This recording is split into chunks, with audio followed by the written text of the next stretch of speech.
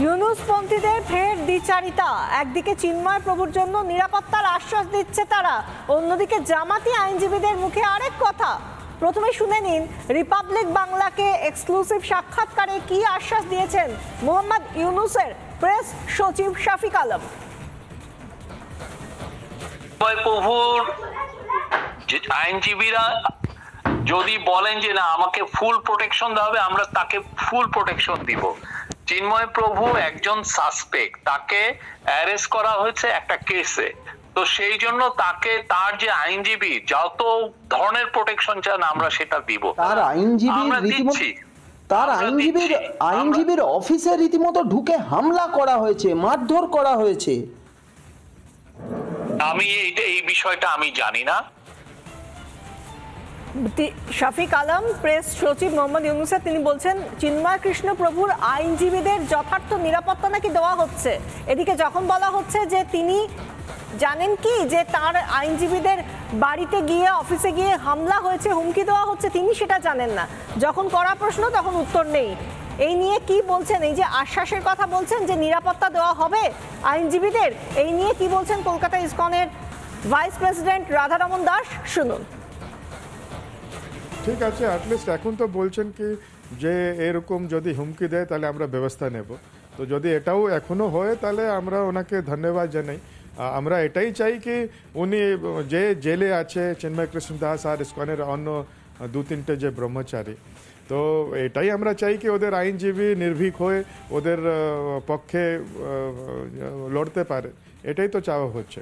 তো ঠিক আছে, যেটা হয়েছে হয়েছে, কিন্তু এখন থেকেও যদি আইনজীবীরা নির্ভীক হয়ে দাঁড়াতে পারে তো এটা ভালো হবে। ইউনূসপন্থীদের দ্বিচারিতা এখানেই। আমরা রাধারমন দাস ইসকনের কলকাতা ইসকনের ভাইস প্রেসিডেন্ট কি বললেন শোনালাম। দ্বিচারিতা কেন? একদিকে চিন্ময় প্রভুর জন্য নিরাপত্তার আশ্বাস দিচ্ছেন, অন্যদিকে জামাতি আইনজীবীদের মুখে আরেক কথা। শুনুন কেন এই দ্বিচারিতার কথা বলছি, কি প্রস্তাব এনেছেন আইনজীবীরা, শুনুন। এই চট্টগ্রাম আদালত পাড়ায় যারা যদি কেউ সাহস করে এই চিন্ময় দাসের পক্ষে এবং চিন্ময় দাসের দোষরের পক্ষে কেউ যদি ওকালতি করতে চায় কিংবা ওকালতনামা দাখিল করে, সাথে সাথে এই কোর্ট বিল্ডিং এর তাকে গণফিরে দিতে হবে। জামাতি যে আইনজীবীরা তারা যে চট্টগ্রামের বার অ্যাসোসিয়েশনের বাইরে কি বলছে আমরা সেটা শোনালাম আপনাদেরকে। এদিকে চিন্ময় প্রভু এতদিন ধরে কোনো আইনজীবী তার পাশে নেই, কোনো গণতন্ত্রে এটা কি সম্ভব? এই নিয়ে প্রশ্ন তুলেছেন খোদ শেখ হাসিনা। আওয়ামী লীগের সমাবেশে বিশেষ অডিও বার্তা দিয়েছিলেন, সেখানে উঠে এসেছে চিন্ময় প্রভুর নাম এবং তার সঙ্গে চলা বর্বরতার কথা। কি বলেছেন হাসিনা, শুনুন। আপনারা জানেন যে এমনকি একজন সাধু চিন্ময় কৃষ্ণ দাস তাকে গ্রেপ্তার করা হলো, কিন্তু তার পক্ষে আইনজীবী দাঁড়াতে পারবে না। এটা কোন ধরনের বিচার যে একজন আসামির পক্ষে আইনজীবী দাঁড়াতে পারবে না? যদি কোনো আসামি আইনজীবী না দিতে পারে তো এটা সরকারের দায়িত্ব আইনজীবী নিয়োগ দিয়ে দেওয়া। ন্যায় বিচারের স্বার্থে বাংলাদেশে ন্যায় বিচার নাই, এবং তার পক্ষে দাঁড়ালো কেন? সেই জন্য আইনজীবী পিটিয়ে হত্যা করা। এবং তাদের এবারে আমরা একটা অদ্ভুত ব্যাপার দেখি যে মানুষকে পিটিয়ে হত্যা করা। একজন হিন্দু সন্ন্যাসীকে গ্রেফতার করা হচ্ছে, সরকারের কি করা উচিত সেই নিয়ে কথা বলেছেন শেখ হাসিনা। তিনি গণতন্ত্রের কথা বলছেন, কিন্তু সেখানে তো গণতন্ত্র নেই। এই মুহূর্তে তো কট্টরপন্থীদের রাজ চলছে, সেই জন্যই তো প্রকাশ্যে কট্টরপন্থী মোল্লা লোকমান তিনি সরাসরি বলছেন যেখানে বাংলাদেশে ইসকন দেখবেন সেখানে উপড়ে ফেলতে হবে, প্রকাশ্যে। কি বলছেন শুনুন। আমি স্পষ্ট দেখতে পাচ্ছি বাংলাদেশে এখন সবচেয়ে বড় বিপর্যয়কারী হচ্ছে ইসকন। ইসকন হচ্ছে হিন্দুত্ববাদী উগ্রবাদী এক সংগঠন।